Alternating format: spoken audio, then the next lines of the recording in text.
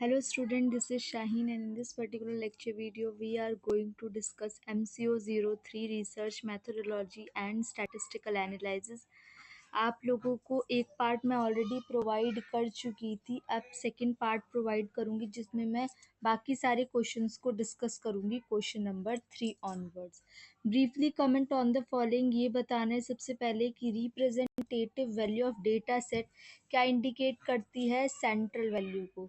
तो डिस्कस करते हैं वन बाय वन एक एक क्वेश्चन को। तो सेंट्रल टेंडेंसी का मतलब क्या होता है, सेंट्रल वैल्यू। अब यहाँ पे सेंट्रल टेंडेंसी में 3 कैटेगरी होती हैं जो होती है मीन, मीडियन और मोड। ये सिंगल वैल्यू को ही रिप्रेजेंट करती है।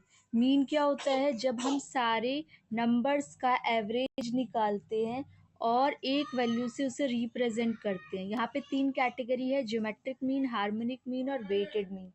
उसके बाद यहाँ पे अगर मैं फॉर्मूले की बात करूँ तो फॉर्मूला रुको मैं रिप्रेजेंट करती हूँ। फॉर्मूला होता है mean is equal to sigma x upon में एन, टोटल सबमिशन अपॉन में टोटल नंबर, ये होता है। बाकी अलग अलग वैल्यू होती है, उसके हिसाब से अलग अलग रिप्रेजेंटेशन होता है। और मीडियन क्या होती है, मीडियन मिडल वैल्यू होती है। जैसे कि अगर आपको ऑब्जर्वेशन ये दे रखा है तो इस ऑब्जर्वेशन में से जो मिडल वैल्यू होगी उसको हम बोलेंगे आपका मोड, मीडियन। और मोड क्या होता है, जो सबसे ज़्यादा रिकरिंग नंबर होता है उसके बाद उसको बोलते हैं मोड। तो मोड मैंने आपको बता दिया मोड क्या होता है, ये बाकी आप लोग अपनी जो असाइनमेंट है उसे मेंशन कर सकते हो। Second part is primary data को फर्स्ट हैंड डेटा कहते हैं क्योंकि ये रिसर्चर खुद कलेक्ट करता है। तो ये ऐसा है क्योंकि यहाँ पे डेटा ओरिजिनल रहता है, डेटा की एक्यूरेसी ज़्यादा होती है, ओरिजिनल डेटा होता है। और यहाँ पे क्या होती है, बाइसनेस का चांसेस नहीं होते, पर्सनल एक्सपीरियंस शेयर करता है, ठीक है। और यहाँ पे वो सेटिस्फाइड रहता है कि हाँ भाई जो मैंने डेटा कलेक्ट किया है वो मेरे द्वारा खुद कलेक्ट किया हुआ है।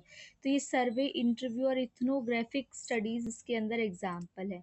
Next one is use of statistical carry a set of danger and fallacious. ये तो आपको पता है कि स्टैटिस्टिक्स वैसे तो बहुत अच्छा टूल है, लेकिन ये एक तरीके से खतरा भी बन जाता है, नुकसान वाला भी बन जाता है जब इसका सही से इस्तेमाल नहीं होता।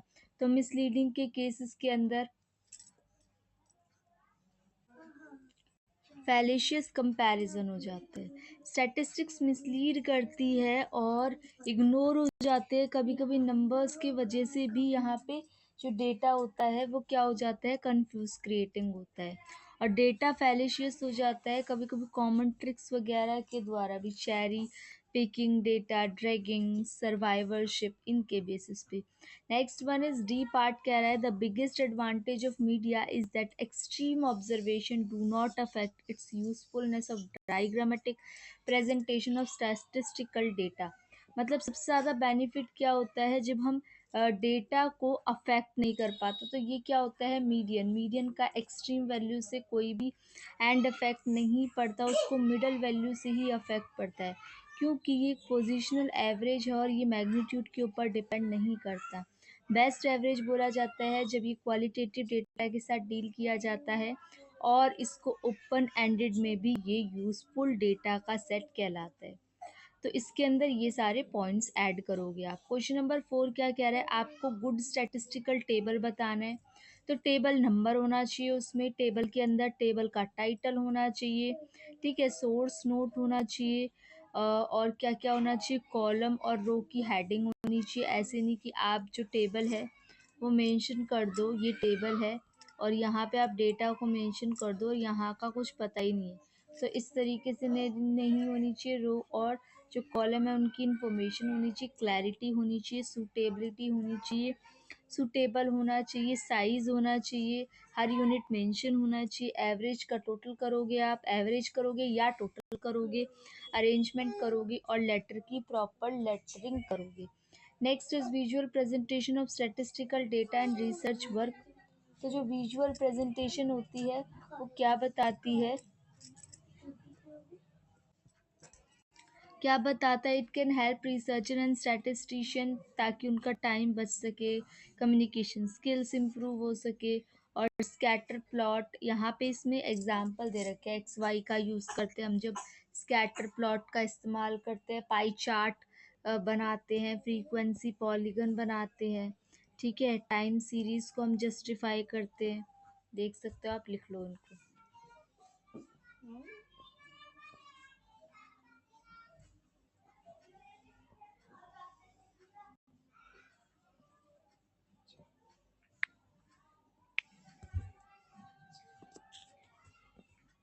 Next is binomial probability distribution. तो बायनॉमियल प्रोबेबिलिटी डिस्ट्रीब्यूशन एक ऐसा चांस होता है जहाँ पे आपको दो प्रोबेबिलिटी दी जाती है, एक सक्सेस की और एक फेलियर की।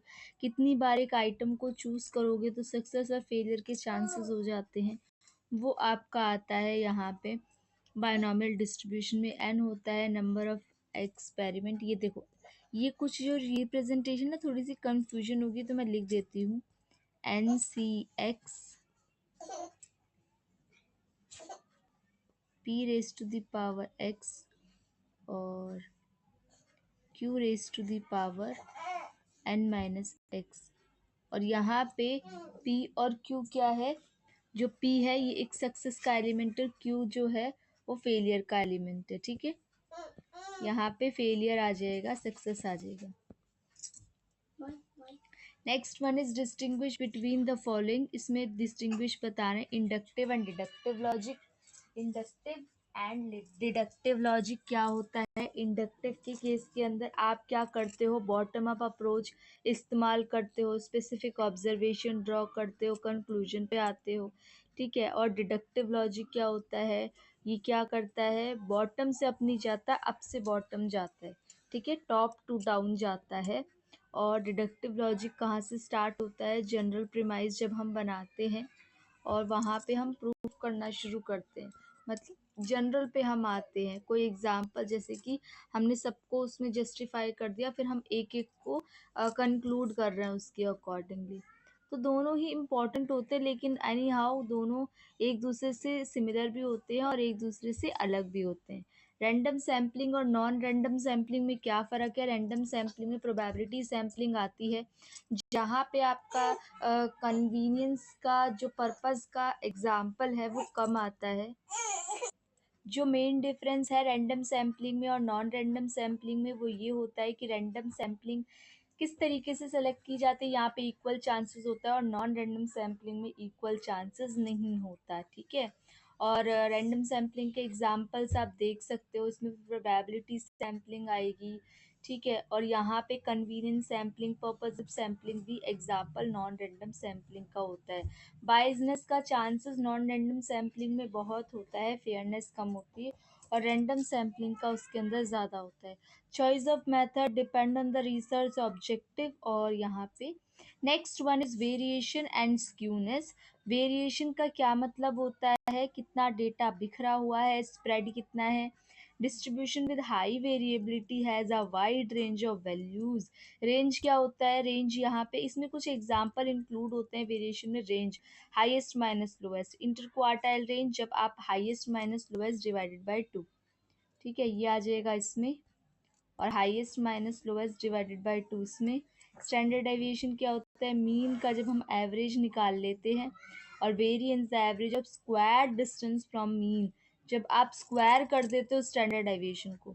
अब स्क्यूनेस क्या है? स्क्यूनेस का मतलब होता है कितना डेटा जो है वो आइदर द साइड बिखरा हुआ है, ठीक है, left hand side, right hand side, either left, negative है, पॉजिटिव है, कैसे डेटा बिखरा हुआ है। Now the last one is Karl Pearson correlation coefficient and Spearman's rank correlation. Rank correlation क्या होता है? यहाँ ये सुटेबल है जब डेटा क्वालिटेटिव फॉर्मेट में होता है। और कार्ल पियर्सन का क्या होता है? जब डेटा क्या होता है? क्वांटिटेटिव फॉर्मेट में होता है। It can not be applied in the case of bivariate frequency. ये बाईवेरिएट फ्रीक्वेंसी में काम नहीं करता, जब डबल डेटा होता है। और ये क्या करता है? ये ग्रुप्ड केसेस के अंदर काम करता है। इट इज़ नॉट पॉसिबल, ये पॉसिबल नहीं है to determine the combined coefficient of correlation, लेकिन हम कंबाइंड यहाँ पे कैलकुलेट कर सकते हैं। Changing the actual values in the series does not result in change in the values. अगर हम एक वैल्यू को चेंज करेंगे तो coefficient of rank correlation change नहीं होगा, लेकिन यहाँ पे कोफिशिएंट ऑफ कोरिलेशन चेंज हो जाएगा। और coefficient of correlation perfect positive होता है अगर दोनों इक्वल हैं, डी जीरो आ रहा है तो। और coefficient of correlation perfectly positive तब होता है जब एक्स एंड वाई क्या होते हैं, लीनियर होते हैं, एक जैसे होते हैं बिल्कुल। It is difficult to use and understand, ये थोड़ा सा मुश्किल होता है रैंक वगैरह देने में, और ये आसान होता है। तो 5 मार्क्स का है एंड दैट्स ऑल, जिसके अंदर हम लोगों ने बहुत सारे पॉइंट्स के बारे में डिस्कस किया। अब आप लोगों से मिलेंगे नेक्स्ट लेक्चर वीडियो में, तब तक आप चैनल को सब्सक्राइब करो, शेयर करो video as more as possible. Thank you for watching and be happy students.